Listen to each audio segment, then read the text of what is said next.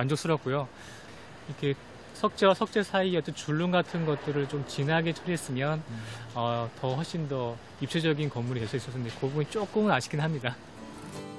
건물의 개성을 불어넣는 익스테리어 디자이너. 그들이 만든 개성 있는 건축물들이 모여 도시의 미관을 바꾸기도 한다. 21세기는 디자인의 시대.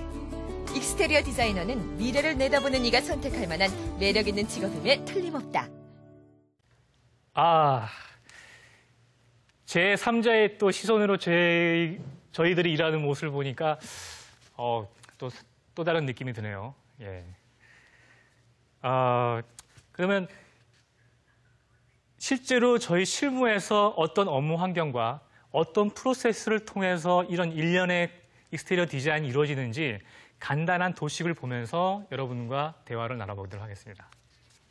먼저 전반적인 분위기를 프로젝트에 대한 것을 통찰하게 되고요. 다음은 각종 사례 조사와 현장 조사를 통해서 그 주변 현황들을 파악하게 됩니다. 그 자료를 토대로 직원들은 모여서 이제 아이디어 스케치를 하게 되죠. 그래서 다양한 아이디어를 한 3개에서 5개 정도 대안들을 도출하게 됩니다. 그런 아이디어를 통해서 선택된 안들은 실제로 공사가 되기 전에 어떻게 생기는지 3D 렌더링을 통해서 그 모델링이 됩니다. 보시는 바와 같습니다. 이런 과정을 통해서 선정된 안들은 이대로 공사를 하기 위한 실시 도면 과정을 거치게 되는데요. 여기서 실시 도면이라 하면은 치수와 마감 등의 상세한 요소들이 들어가 있는 설계 도면을 뜻합니다. 그래서 이런 과정을 통해서 그 다음은 바로 공사에 들어갈 수 있는 겁니다. 물론 실시 설계 과정에서도 끊임없이 디테일에 대한 연구와 디자인에 대한 연구를 지속적으로 하게 됩니다. 현장에 가서도 실제로 도면과 얼마나 똑같이 공사가 되고 있는지 끊임없는 현장 감리를 통해서 끝까지 이것을 만들게 되는데요. 이런 과정에서 저희도 만능인이 아닌지라 여러 가지 에피소드들이 생기는데 실제로 3D 렌더링 과정에서 도저히 디자인이 안 나오는 겁니다.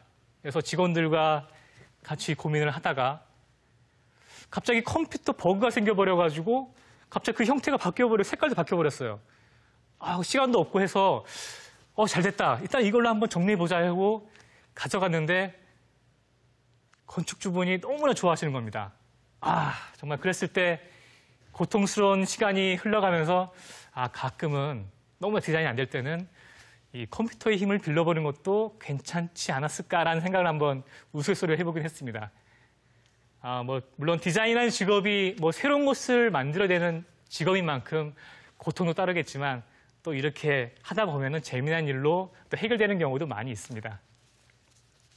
이렇게 지금 전체적인 프로세스를 설명해 드렸는데요.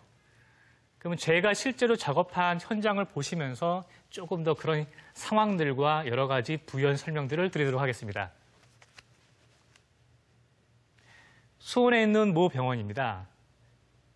처음에 1990년대 초기에 지어진 이 병원 건물은 외벽이 타일 마감으로 되어 있었는데요. 상당히 노후화되면서 타일이 떨어져 나가고 그에 따라서 빗물이 새는 이런 여러 가지 문제들이 발생했습니다. 또한 주변은 주차장이 있어서 도로에서 훤히 내다보임에도 불구하고 주변은 좀 너저분이 잡동 사니들이 많이 있어서 미관상으로 상당히 좀 보기 어렵을 정도로 존재했던 건물이었습니다. 그래서 건축주분은 저희한테 병원의 이미지를 조금 더 높이고자 그런 부분에 대해서 디자인적으로 조금 더 효과적으로 해주길 원했고요.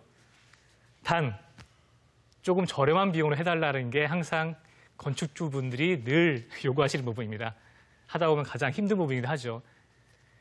그래서 선택한 마감재가 텍스처드 페인트라는 거고요. 텍스처 페인트라는 것은 일반 페인트보다 좀 거친 마감으로 표현된 것들인데요.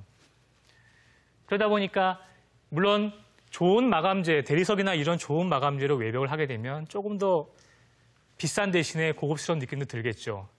하지만 그 대신에 저렴한 비용으로 하는 이런 텍스처 페인트 마감에 대해서 상당히 힘든 부분이 있었습니다.